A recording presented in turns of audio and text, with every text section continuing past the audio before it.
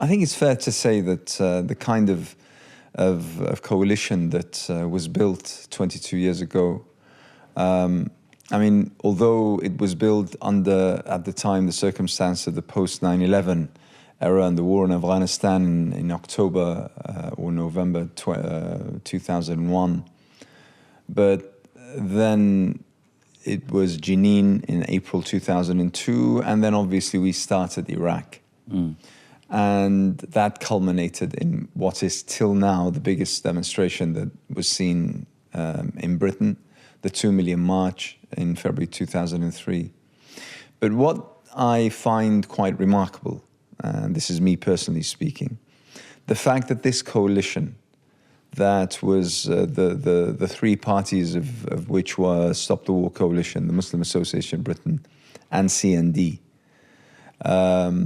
has not only withstood the test of time and events and political pressure, media pressure, logistical issues and challenges and the such, elections, governments coming and going, but now that we're in the midst of Gaza, the genocide in Gaza, it's managed not only to sustain itself, but also to proliferate and also engage other partners, so that now we have a movement that includes, what, 6 organizations?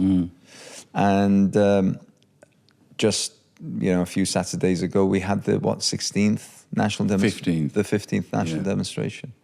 And it seems that tragically more are to come. And every single one of those are attended by hundreds of thousands of people. No, it's incredible. And the kind of momentum that's around the country. I mean, you know, in between those national demonstrations, you have countless events virtually every single day in almost every single town and city. And you were part of that. I was part of that, you know, for the past now coming to almost a quarter of a century. It's incredible. And I mean, the reason why the demonstrations are so big and so relatively united, and bigger than any others in Europe, probably any others in the world outside of the Middle East, is precisely because of that. I think that alliance that was forged over Iraq has sustained itself, and that's why we're able to overcome what are quite big fragmentary kind of pressures, you know.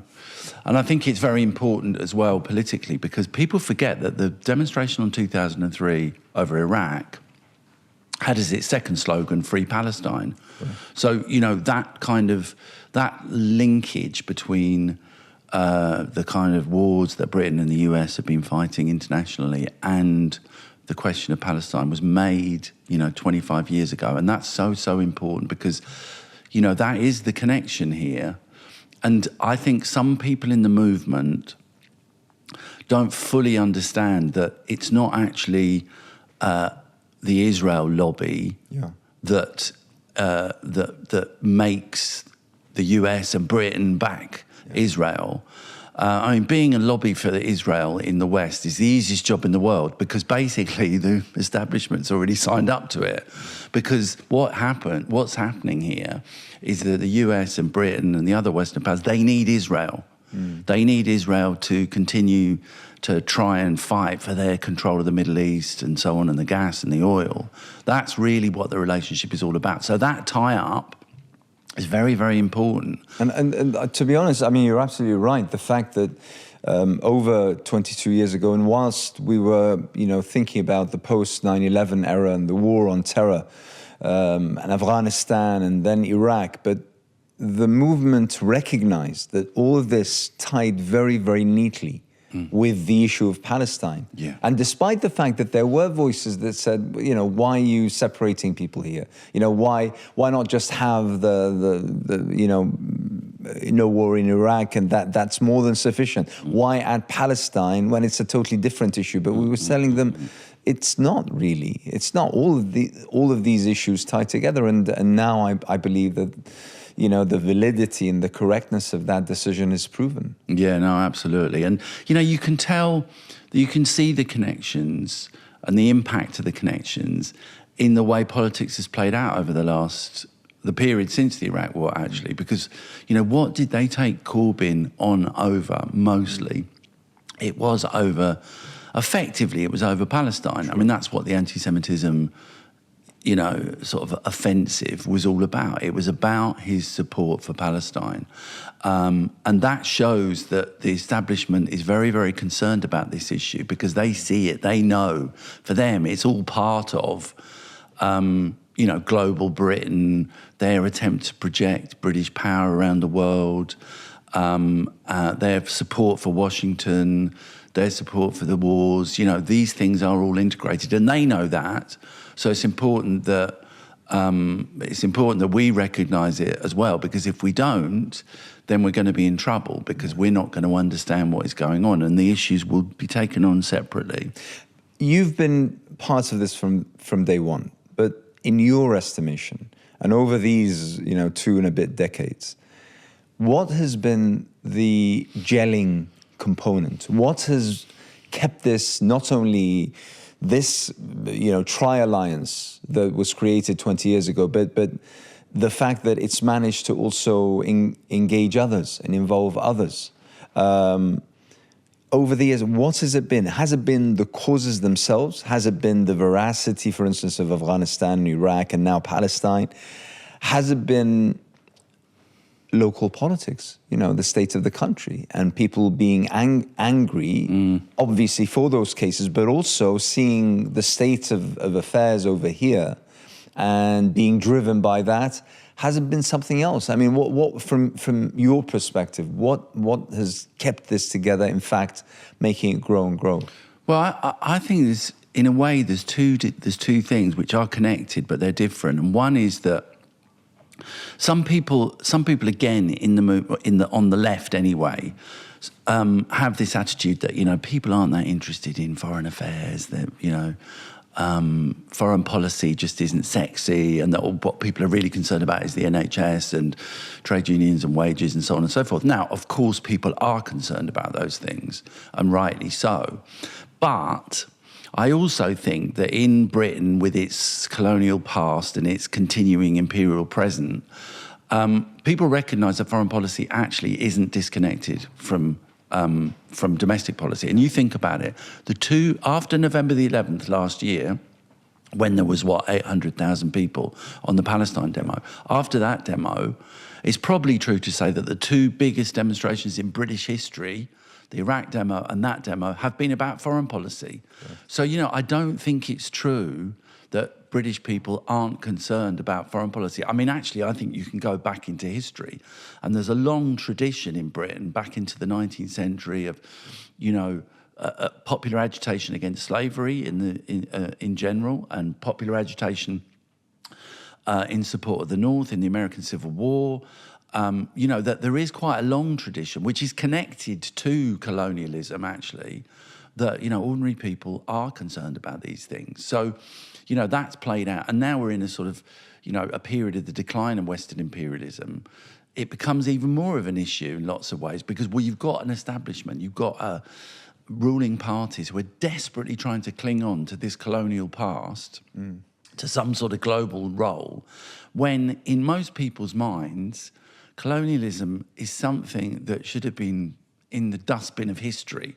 The kind of horrors that we're seeing in Gaza at the moment, they resonate from India in the mid-19th century. They resonate from, Kenya in the 20th century. The horrors that Britain perpetrated around the globe. Now they're being kind of reenacted, and I think people think, hang on a minute, we thought we got rid of empire. We thought we got rid of that terrible past. And so I think that's kind of playing out. Now, the other aspect of it is, the other reason why I think it has, continues to be an issue, it continues to be a big movement, other things that you were talking about earlier. I just think that the decision that people have taken to have permanent anti-war organisation, to have permanent pro-Palestine organisation, and to have, these alliances that we meet, we've been meeting ever since the Iraq War, every few months. We've met up together to discuss the the political situation, to discuss whatever issues we agree on. Maybe we disagree on some of them, but we've taken the decision to continue that relationship. And I think you add those two things together, a serious popular concern about foreign policy. Because, I mean, people know that every pound spent on arming Israel, every pound spent on arming Ukraine, to be honest, is a pound not spent on the NHS, and not spent on crumbling schools, and not spent on decent wages for council workers, you know. So there's those two things together, I think. There is actually a real internationalism amongst ordinary people in Britain, and I think we've managed to hold this alliance together. On this particular point, I mean, when often I'm asked about, you know, the 2 Million March, for instance, which I was one of the chairs thereof, and that kind of movement, the highlight for me is the diversity, the fact that, you know, you're not talking about a specific segment of society. You're talking about all of society. You're talking about everyone. You're talking about all ages, all professions, all economic classes, all levels of education, or the such.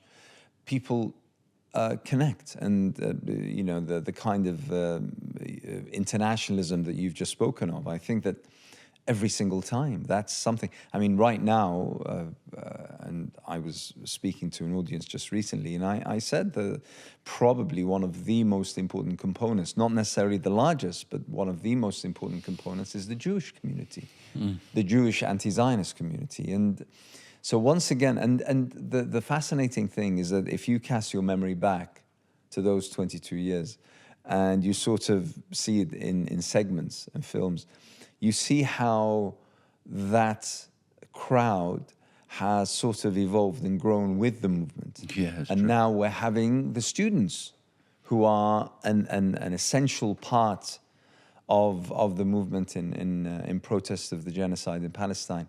So it looks like, and you know, I think that I think we've been, I mean, this is something that I take immense pride in, and I think you should too. And that is that on every issue we stood, we've been proven right. And we've been proven right even by our detractors, those who hated the fact that there were protesters on the streets. I mean, Afghanistan, look what happened to Afghanistan. Iraq, where Blair, you know, has a contract everywhere he goes, don't ever mention Iraq. And now Palestine, and the public mood just proves that, again, we are on the right side of history. Yeah. I also think there's another thing that is worth mentioning, which is, and this sort of underlies the alliance that we've been talking about, which is that it's not always the case in European countries that the left and the trade union movement has actually made a kind of political alliance with Muslim communities. Yeah. And, you know, that has been tremendously important, to be honest. I remember the first demonstration after 2001, well, not the first, actually, the second one, the first we organised ourselves. Yeah. You know, the fact that there were a large number of Muslim people, it was essentially, this was a demonstration about the Afghan war, really, but I mean, Iraq was on the horizon. The fact that there were many, many Muslims there who obviously have connections with the Middle East, but also potentially with South Asia and Central Asia, I think was very, very important in legitimating the movement, funnily enough, because, you know, these are people with connections to the region. We were arguing against the government that this war is wrong and bad for people in Afghanistan. To have a lot of Muslims on the demonstration kind of confirms to people, yeah, well, they should know, and they're against it, so I'm against it. So I think that whole, you know, that's just one aspect of why the left Muslim alliance has been very, very important in Britain. But, you know, I mean, you go to France, you go to Germany, you go to other European countries, it's not necessarily happening. There's much more fragmentation there. And this is involved as well. Why do you think that is, by the way? What's unique about Britain? I mean, I'm sure there's kind of, you know, you could write a PhD about it probably, and there's all sorts of underlying factors. Because I mean, I have to say, from my own experience, I mean, now we've had this really long relationship, And, like you said, I mean, we discuss things, we disagree, we come together on things, we, depart on various things. But we have this ongoing relationship. I found it a far more difficult conversation with our friends on the left in other European countries. I found the conversation far harder to get through. And I'm wondering, why is that? I mean, is it because over here in the UK, the left went through, I don't know, some sort of a process whereby it became on a level whereby it could discuss and agree or disagree and the such, but find a working relationship, a dynamic or the such? Is it that Europe has a problem? Yeah, I mean, let's face it. I mean, especially now with the European election results and again the emergence of the far right. So is it that? Is it that? Well, I mean, I think it probably has something to do with the fact that we in Britain are at the heart of the kind of the new wave of imperialism in a way that some European countries, other European countries aren't quite so central in their relationship with Washington. That probably has some impact on it. But I think the main thing is that people here have understood the connection between racism and war.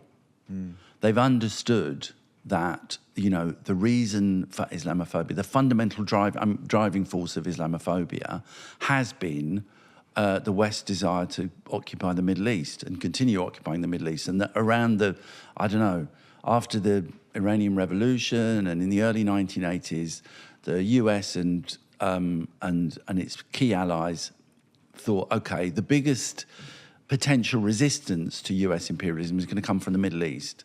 And Islamophobia is a kind of attempt to deal with that, to create division, to create hostility to Muslims in order to justify wars that are not particularly popular. And I think understanding that link, I mean, obviously there was always racism against brown people in Britain, don't get me wrong, but the particular form of Islamophobia is so tightly connected, and it was turbocharged by the war on terror, so-called. So I think understanding that link and understanding that, they're trying to do this because they want to fight these wars has meant that, we have... that in this country, that we've taken the question of Islamophobia very, very seriously and understood it for what it is, a form of racism. Whereas in other European countries, they haven't quite understood that. And, they've sort of, to some extent, parts of the left have internalised the sort of, well, in France, there's the kind of, sort of atheistic kind of citizenship approach to politics where all religion is bad and kind of secularism, rather than understanding where anti-Muslim racism come from, they've just sort of, to some extent, given ground to it. And I think that may be changing now. But, I do think that has been very, very important. And the fact that we have, as well as campaigning against the wars, we collectively have actually campaigned against Islamophobia. Because Islamophobia is the main form of, is the kind of cutting edge form of racism in Britain today and in the other Western powers today. And that needs to be recognised. It's a state-supported racism. And it runs very, very deep. And as I say, it's very, very much connected to these wars. And I think we've been absolutely right to do that. And we have to continue to do that, really, because they're going to try to drive us apart. And they're going to try and turn... they obviously are trying to turn ordinary people, so-called, working people, against the Muslim community. Yeah. And that is the most dangerous thing that can happen right now. A few years ago, we all celebrated the fact that, we had once again, recaptured Labour back to where it belonged. And we had our dear friend Jeremy Corbyn, leader of the opposition, and on the verge of becoming prime minister at one point. But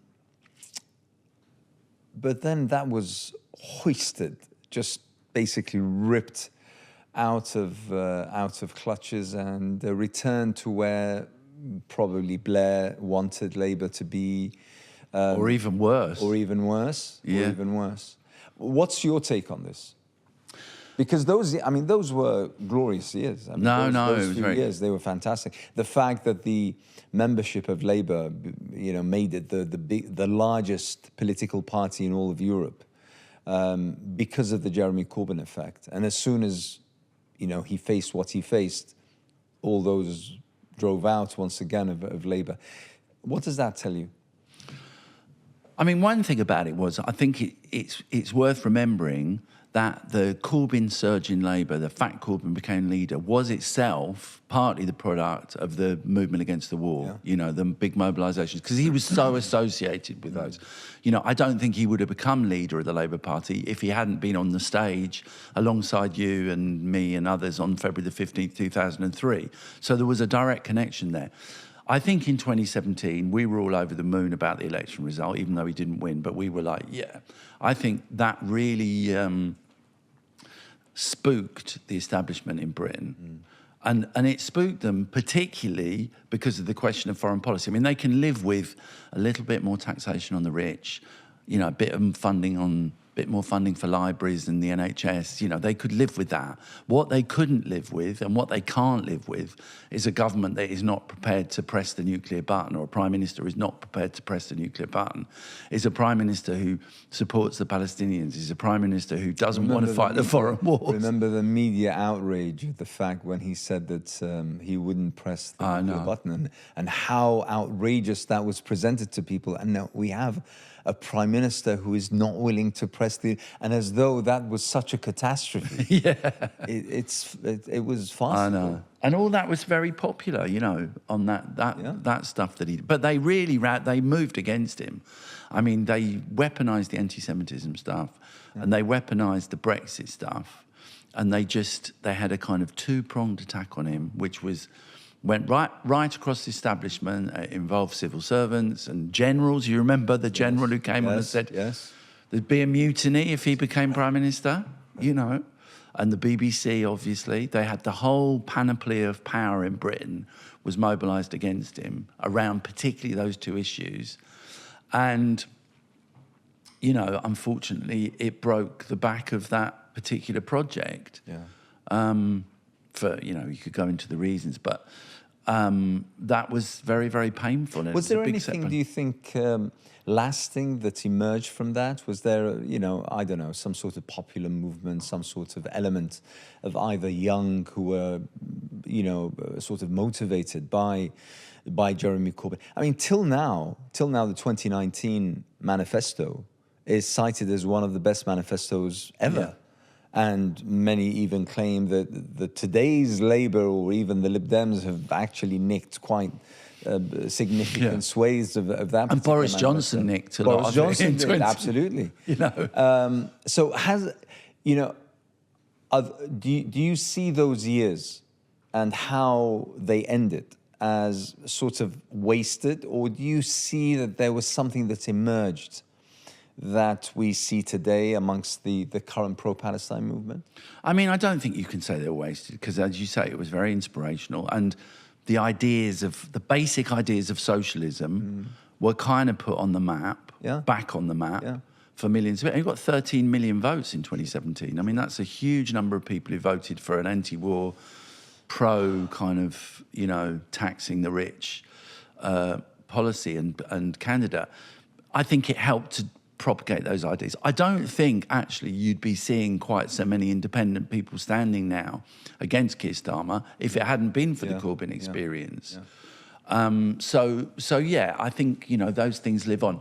I think it is very important though that we learn lessons from that experience. That we don't just. Well, first of all, we shouldn't feel that the defeat was inevitable, but also we do need to be clear that what it showed was that the British establishment is not going to lie down and just accept a left-wing candidate, a left-wing party going into Parliament, taking over an election, and, everything will be all right. That actually you have to have something a bit more than that. Go for the elections, go for, obviously, I really hope Jeremy gets re-elected. We need to get some independent people into Parliament. We also need to recognise that what happens on the ground in the communities, the mass movement, the kind of things that are happening now over Palestine, they are very, very important in any project for change. And to me, I'd say if there's one thing, one mistake that I think we all made, or was made in that period between 2016 and 2019, the movement didn't really continue in the streets. There weren't the big protests to back Jeremy, and that was a problem. Was it complacency? Was it the fact that we got there, that we have Labour? Yeah, now? I think it was. Yeah, and also, there was sort of a sense that we didn't really need to protest, like we did, with the same kind of drive, with the same kind of motivation. So yeah, I mean, there was a time when the streets were sort of deserted a bit. No, absolutely. And I think, that was because people thought, complacency, and they thought, okay, it's going to be sorted in Parliament now. But what it shows is even when you get someone really good in Parliament, you still have to protest, you still have to back them up, you still have to come out on the streets to push it through, because,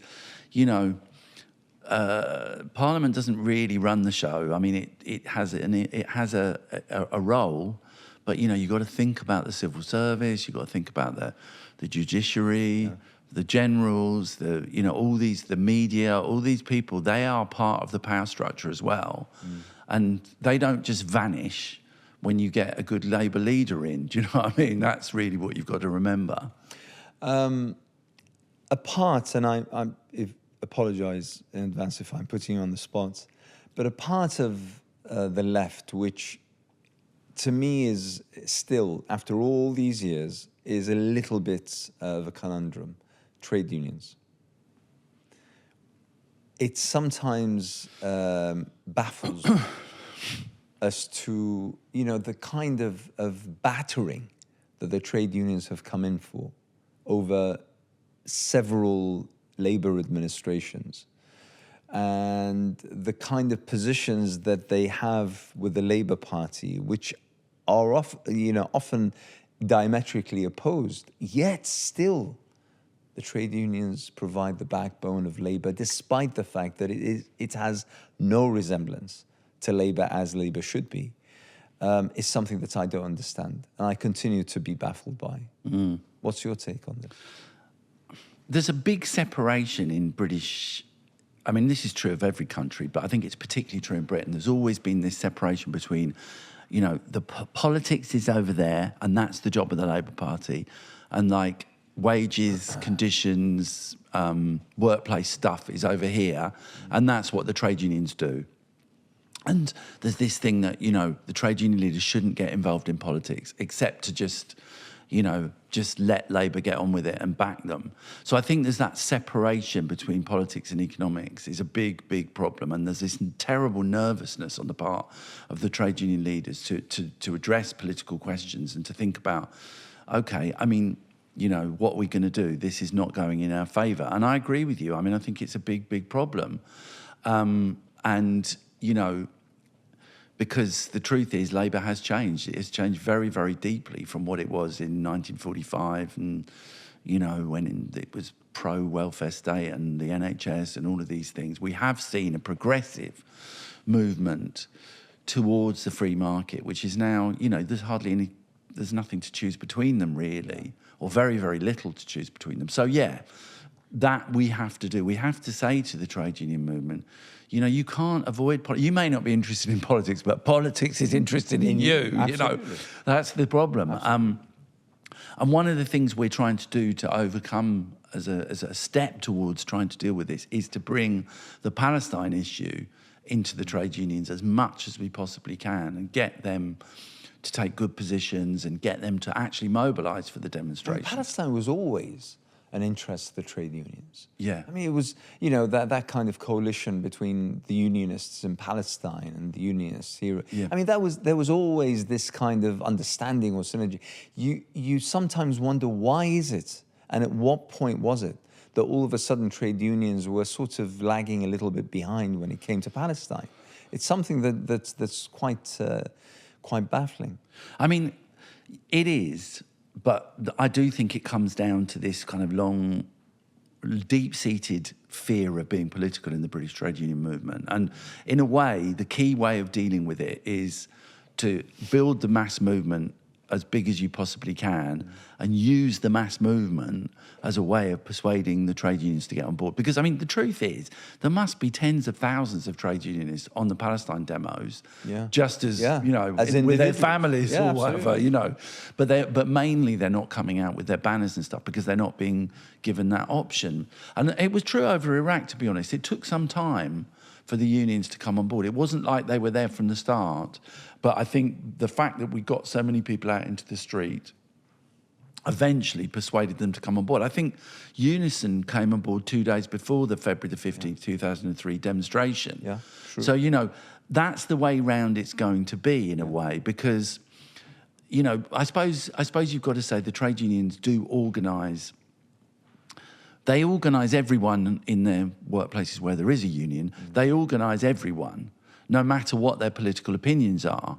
So if you've got a kind of relatively controversial issue like Palestine, you know, it's going to be more difficult because you have got, by force of the nature of a trade union, you have got people in them who don't agree. So, you know, the argument is going to have to take place in the unions. I suppose our feeling is that the union leaderships and the left in the unions need to pursue that argument more forcefully and more confidently. There's also the issue of, I think there is a real chill factor in workplaces, you know. I mean, if you talk to people in councils, in hospitals, in civil service workplaces and stuff, you know, anyone who mentions Palestine is like, no, you can't talk about it, no politics here. You know, there's a real sort of, climate of fear is a strong word, but a strong phrase. But I think there is an element of that, which does make it more difficult. And I've been talking to, we're trying to organise in workplaces and stuff. And a number of people have said to us, the only time you can get a discussion about Palestine in work is when someone asks you, what are you doing on the weekend? You know, it's like, but you know, there is this fear of coming, even from people who, I mean, the vast majority of people do support a ceasefire in Britain. But even with people who do support a ceasefire, they're nervous about it because of management. They're nervous about it because they're worried about the complexity of the argument, so-called, although it's not really that complex. But you know what I mean? They're nervous about it because there are people going around saying, you know, supporting Palestine is anti-Semitic. So I think there's that problem, which we've got to find ways of overcoming. I mean, really. you'd assume that would drive people to think about how, you know, how true is our concept of freedom or of rights of opinion, rights of expression, rights to assemble and as such. I mean, especially now in light of the kind of incessant attempt to crack down on the rights to protest. And that started a long time ago. That started from the times of Iraq, if you remember. Trying to curtail the time, trying to curtail the spaces, trying to, you know, to overload the organisers with paperwork that they need to fill in and permits and the such. And we ended with, you know, the beginning of this particular movement back in October, November, with the then Home Secretary trying to actually criminalise those protests. And I don't see that there is going to be any kind of backtracking on those restrictions imposed on protesting. You'd think that the general public is now more aware of the fact that you know, this value system that we speak of, as Tony Blair famously or infamously put it, the, you know, Britishness, you know, the freedoms and rights and the such are really just boxed within a particular corner of public life. But this draws me to compare what you've just mentioned and the picture you've painted with the student movement that we're seeing. And we're seeing students really put themselves on the line, their careers on the line, their academic futures on the line. I've been going around many university campuses, and I'm, you know, often uplifted. I go there to sort of give a little bit of oomph, you know, to I find them, you know, really lecturing me on on perseverance, on, you know, on how they feel that their being there is actually affording support to those who have no voice in Palestine, and that's something that inspires me to no end. And obviously, seeing the pictures of what's happening in the United States, people being arrested, people being beaten up, people being attacked and abused, and the such, and yet the movement continues to grow. That must be a source of inspiration. No, it is, and it shows how deep-seated the support for Palestine is. In the population, and it's very, very inspiring what they've been doing. And the opinion polls, I mean, Absolutely. Only 8% of the population in Britain support the government on this issue. So it is very, very, it's very heartening, very inspiring. And I think, if you stand back from the situation, the election is looking grim. It's everyone is kind of careering to the right. Yeah. But that doesn't reflect underlying public opinion. And it's important for people to recognise that on most issues, people are actually way to the left of the political parties. And I also think you're right about the clampdown. It's a dangerous moment for any regime when it starts to move from consent to coercion.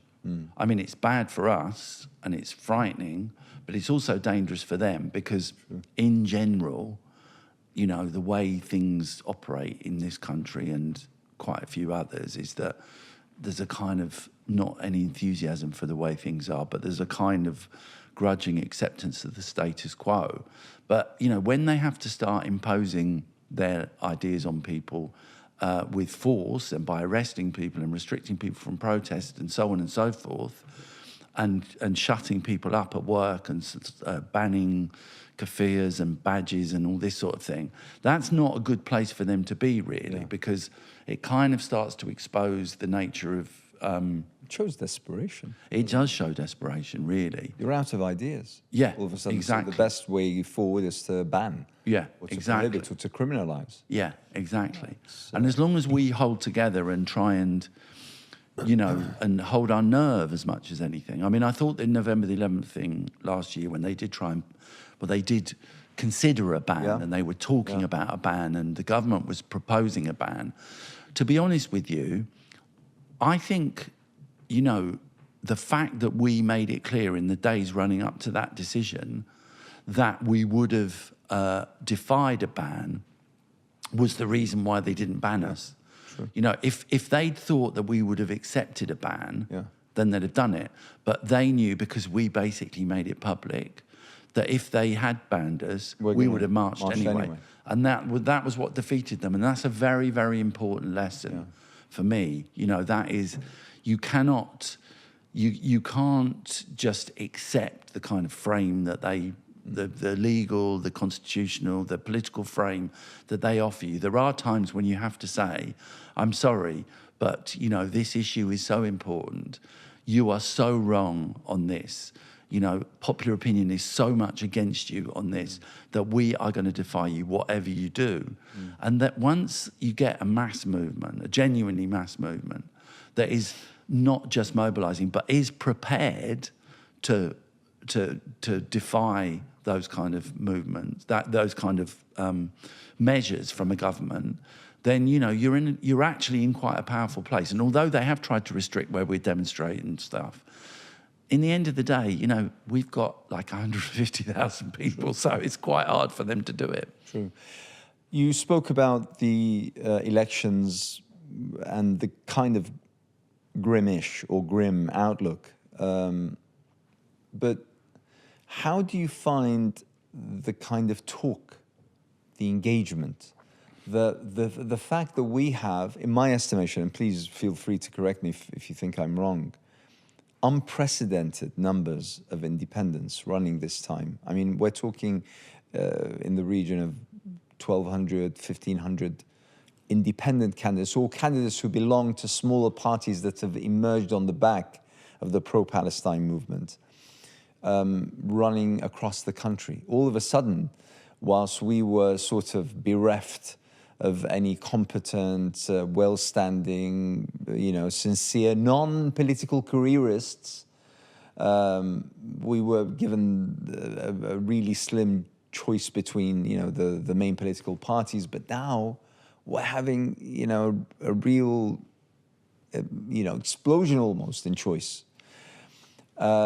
I personally think that's a positive thing, despite the headaches that come with that. When two, for instance, candidates are standing in the same place. Or five. Or five sometimes, and you're trying to convince them not to split the vote, obviously. But that all comes at the back of a particular movement in what I see as a positive thing. Would you agree? Yeah, absolutely. I mean, it's unprecedented, I think, in British history. I mean, British, political history since the beginning of the 20th century, in the sense of there being kind of, significant numbers of people who are considering voting to the left of Labour, really. And it is it's necessary, it's needed. It would have, it's absolutely the right thing.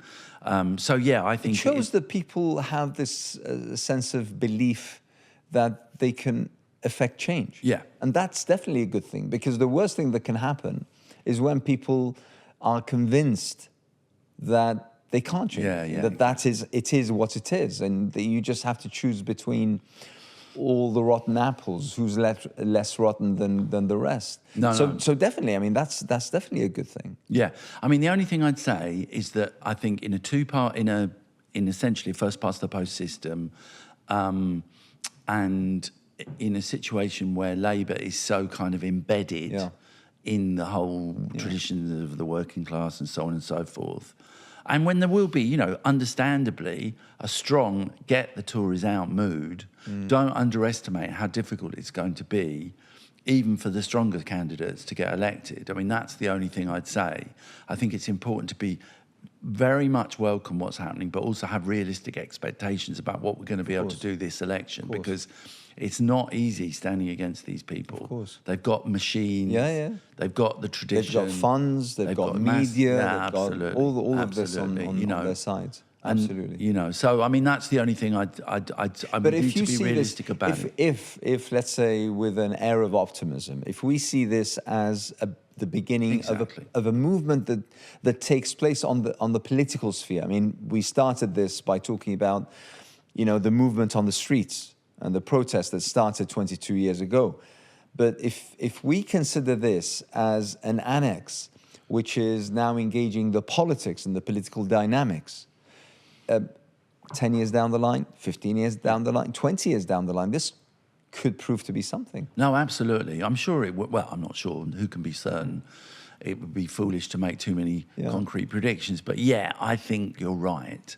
But I also do think that we must learn the lessons I was talking about earlier, that, as a new kind of network of kind of left or independent people springs up and people put their efforts into that, everyone must also understand that what happens on the streets remains important, remains the crucial thing, really. Because like you say, this sudden emergence of all these independents wouldn't have happened without the demos. Right. Without those 15 demos, there wouldn't be anything like as many candidates standing. And that's the way round things happen, actually. True. Parliament is a reflection. Parliament is a kind of, is a reflection of what happens in society more generally. Yeah, people being emboldened, people, speaking their minds away from the clutches of fear of anyone overhearing them or the such, and all of a sudden they're amongst friends who agree with them, despite the fact that they're different from different cultures, different religions, and all of a sudden these independents are, feel emboldened that standing would be something that they could do. The change could something they could effect, and because of the cause, that they have friends who will support them. So, all in all, it's positive. But you're absolutely right in terms of, I think that people must manage their expectations, maybe, I don't know whether that's the right term, and think of this as some sort of journey that might take several election cycles, where we will make mistakes, we'll learn, we'll grow. Exactly. Yeah. No, that's exactly right. And that, you know, getting a few thousand votes in a constituency is good. Is absolutely You good. know, that is a good Absolutely. result, and people should be proud of that, Yeah. because it is the basis, and it breaks the two-party consent. That's two-party precisely consensus, you know? that's precisely I feel where we're now trapped. Yeah. You know, in countries that claim democracy, claim the height of democracy, where we're trapped. I mean, you look at America, for instance, one of the largest, biggest, most important democracies in the world, and yet you're trapped. I mean, imagine how an American citizen who, you know, pay their dues, pay their taxes, who, you know, want something to make their life better, and yet they're confronted with these choices that they have. I mean, what kind of despondency must one feel as a result? It's just tragic. And this is why the emergence of a serious left political pole is so important, because the problem is, I mean, the reason Trump has the chance of winning is because of Biden. Yeah. And that's what people have got to understand. Absolutely. It's because what is perceived as being the kind of liberal, you know, sometimes called left in America, although that's a travesty, but is offering nothing to working people. So if you've got a situation where there is no one on the left who is actually saying, we're going to, you know, break the mold, we're going to tax the rich, we're going to take on the corporations, we're going to refund the NHS, we're going to have jobs, we're going to have libraries, we're going to have a different type of running of society. Unless you've got that, then the reaction to the status quo in the liberal centre or the centre left will go to the right. That's just a fact. And that's what people need to understand. And that's why, you know, it's no good in France, for example, following Macron with this, you know, the centre must hold type thing. Le Pen is making progress because of Macron. Because of Macron. That's the truth. So there has to be a left that is completely different from Macron. And that's why one of the reasons why Starmer is such a disaster. Yeah. Because everyone, you know, what is it? 72% of people in Britain who are badly off have no confidence in any of the politicians. Yeah. Now, that's a terrible situation. And the reason is because Starmer is just backing free market policies. He is Tory light. It is continuity. There's no sense of change. There's no sense of really, no one believes Starmer's going to make life better for working people. He's hiding behind this, oh, we need growth, you know. In other words, I've got an excuse for not delivering anything because I'm just going to say, actually, the economy is not growing, you know. So unless you've got an insurgent left, a left that is prepared to challenge the status quo, prepared to break with the economic consensus over the last 30 years or whatever, then, you know, the right is going to benefit, the right is going to rise. Now, there's all sorts of things we need to do about the right, but the main one is we have to build a left that actually wants, you know, Starmer talks about change, you know, but it's obvious that he's not going to deliver it. We have to have a left that credibly is going to fight for change, is going to deliver change. I was with some friends a few nights ago, and it just came to me to run this very unofficial, very unprofessional straw poll, you know, just by raise of hands. And I asked a few questions, but then someone said, I suggest you ask a specific question. And the question that he suggested was, who feels that 10 years on, that they are better off? And no one raised their hands. And these are all professionals in jobs. You know, there are lawyers, there are activists, you know, people who work in councils, people who work in education, in hospitals, in the NHS, and no one raised their hands. And I'm talking about probably 12, 13 people who have families and to be perfectly honest, if you cast, you know, your mind back, you sense that the only thing that seems to be growing, mushrooming, actually booming, are food banks, and the lines along those food banks are just heartbreaking, because whilst at one stage you would expect who would stand at the door of a food bank waiting for it to open. But now it's people who park their cars. People who, and in one case, and this actually really devastated me, that my child recognized one of her substitute teachers standing and that's not on. I mean, surely that's not on. I mean, we live in Great Britain. The fact that the government statistics themselves show that we have nigh on 1 million children who, unless go to school, they don't eat. I mean, that's not on. But it's not only that, it's that food banks are growing, proliferating, but so are private jets, private helicopters, second homes, third homes, fourth homes, fifth homes. That is the... I still remember in the Telegraph, no less, immediately after COVID, when life started to return to normal in 2022, I still remember them saying that over the past 2 years, since the beginning of COVID, when there was this lockdown, that there are something like 16 or 17 more billionaires who have joined, British billionaires who have joined the Billionaires Club, whilst at the same time there are more than 1.8 million people who have come closer to the poverty line. I mean, this is why the discussion around the election is so shocking, because no one is talking about this. No one is talking about that. I mean, all the discussion about taxes. Absolutely. Oh, yes, but, the question is, are you lying when you say you're not going to raise tax? That's the only discussion here. Almost no one, with the exception of some independents and maybe the odd Green candidate, is saying, well, no, actually what we're going to do is, what we need to do is to raise taxes on the rich. Because that, the level of inequality now is... can only be compared to the situation probably at the end of the 19th century. Yeah. I mean, we were saying a few years ago that this is like the 1920s. Yeah. Actually, it's more like the end of the 19th century now. We are going back to the Victorian era. Wow. We are going back to a raw capitalism, which is based on pure robbery, which is based on absolute contempt for ordinary people, which is based on super exploitation and, no questions asked. That's the truth. And, in those circumstances, for Keir Starmer to be driving Labour to the right, to be saying, we've got to just embrace the